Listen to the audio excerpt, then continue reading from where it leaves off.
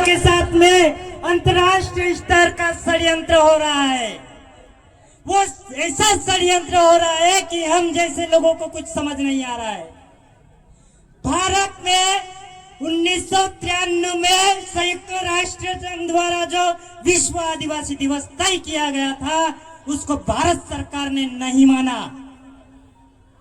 भारत सरकार ने नहीं माना और हस्ताक्षर भी नहीं किए। वो क्यों नहीं किए पता है? क्योंकि भारत का मालिक आदिवासी है।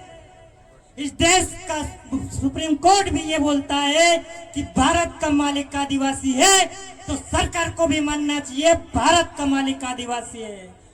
मालिक से जमीन छीन नहीं सकते, इसलिए 1993 में जयशंकर प्रसाद ने वहां जाकर हस्ताक्षर नहीं किए।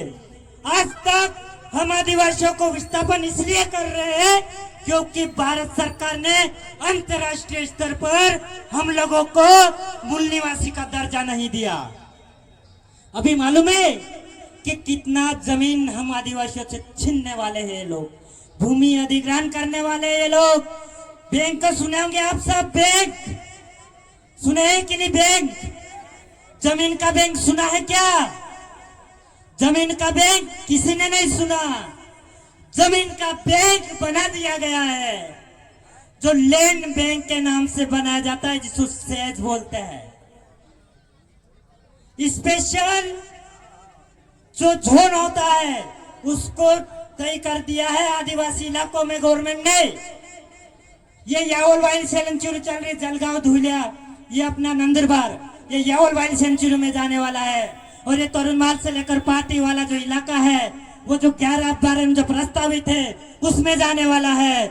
उसका कारण यह है कि जो धारा 371, 372, जिसमें 5वीं अनुसूची और छठी अनुसूची के तहत हम आदिवासियों को स्पेशल अधिकार दिया गया है, इसके साथ में हमारे जो राइट्स है वो सुरक्षित है, उसको खत्म करने का प्लान किया जा रहा है। अब मैं ये बता दूं कि अब तक हमारी जमीन कितनी चले गई है, सुनना चाहोगे कितनी गई है?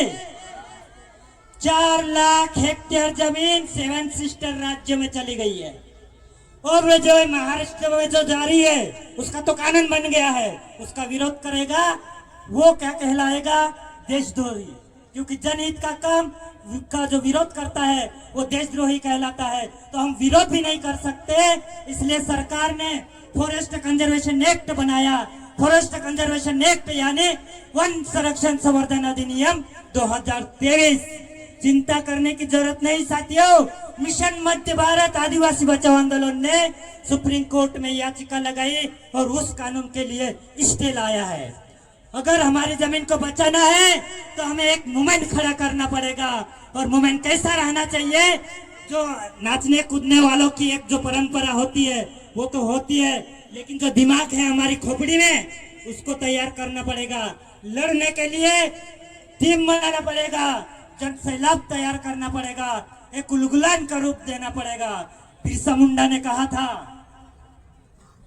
जो व्यक्ति दिमागी रूप से मरा हुआ रहता है वो जिंदा होकर भी मरा हुआ रहता है। इसलिए हम अगर जिंदा है तो जिंदा नजर आना चाहिए, और जिंदा नजर आओगे ही तभी तुम हमारी जमीन का रक्षा कर सकते हो। साथियों, ये बात मैं इसलिए बता रहा हूँ क्योंकि भविष्य में हमारी जमीन छीनने वाली है, उसके पास किसी के पास भी कोई तोड़ नहीं है। अगर लड़ने जाते सरकार मिलिट्री आगे करते हैं, जो कानून में मिलिट्री शासन लागू कर दिया गया है। जिस देश में संविधान लागू है वहाँ पे पुलिस का काम होता है, लेकिन जिस देश में संविधान लागू नहीं होता है वहाँ पे मिलिट्री शासन होती है। लेकिन भारत के आदिवासियों को बालाघाट हो गया, छत्तीसगढ़ हो गया, चारों तरफ से मिलिट्री लगा दी गई है और हमारी जमीन को छीना जा रहा है। तो सबसे पहली बात इसका निराकरण ये है कि भारत को अंतर्राष्ट्रीय स्तर पे आदिवासियों को बचाने के लिए अंतर्राष्ट्रीय स्तर पे मूल निवासी का दर्जा होना चाहिए। और इसके लिए आप लोगों को मूवमेंट खड़ा करना पड़ेगा, और मूवमेंट तभी होगा